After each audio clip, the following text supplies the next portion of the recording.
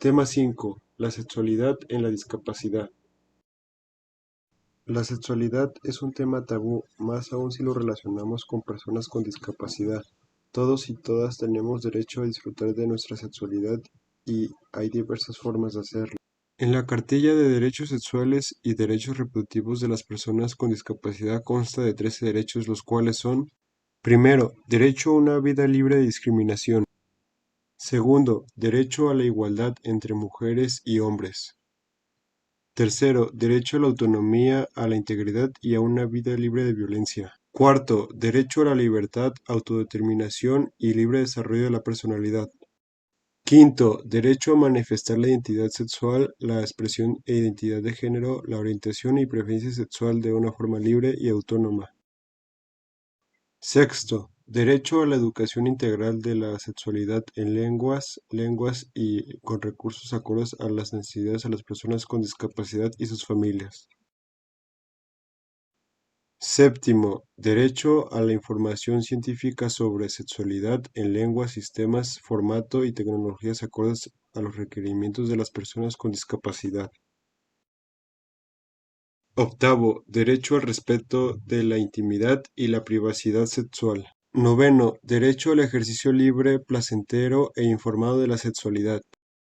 Décimo, derecho a la atención de la salud sexual y la salud reproductiva acorde a los requerimientos específicos de las personas con discapacidad. Onceavo, derecho a decidir de manera libre, responsable e informada sobre el ejercicio de la maternidad, la paternidad, la adopción y la reproducción asistida. Doceavo, derecho a establecer relaciones afectivas y sexuales, al noviazgo y a elegir su estado civil, así como la expresión pública y privada de los afectos. Terciavo y último derecho. Derecho a la participación, consulta e incidencia en las políticas públicas sobre salud, sexualidad, reproducción y bienestar.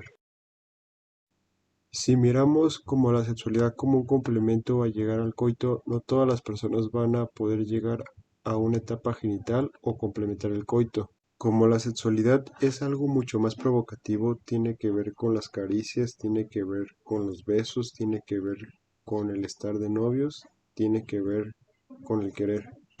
Las personas tienen tanto prejuicio sobre la sexualidad de los que tienen alguna discapacidad, pero en realidad es una imagen social que la persona con discapacidad parece ser un eterno niño que se ha sexuado, que igual que los adultos mayores o los ángeles no tienen sexualidad.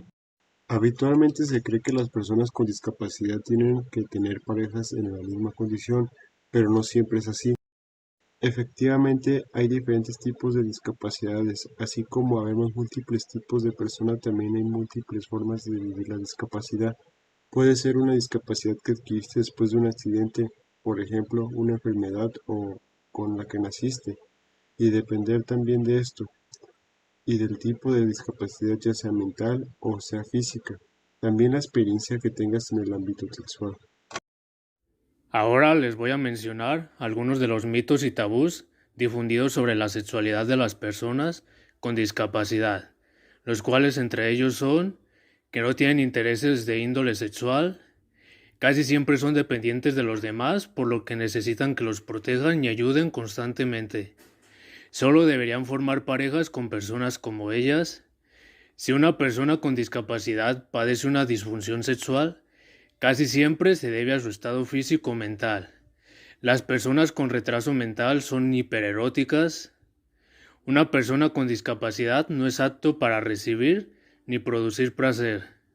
Cabe mencionar que existen muchas más tabús, pero estos son unos de los más relevantes y más importantes de mencionar, además de que todos estos son totalmente falsos. Ahora les voy a hablar sobre la violencia sexual que sufren las personas con discapacidad.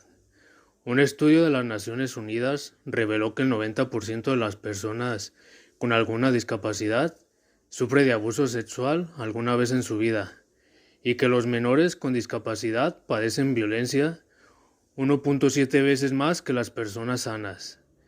En el caso de las mujeres son las que más sufren de violencia sexual, ya que el 80% de las que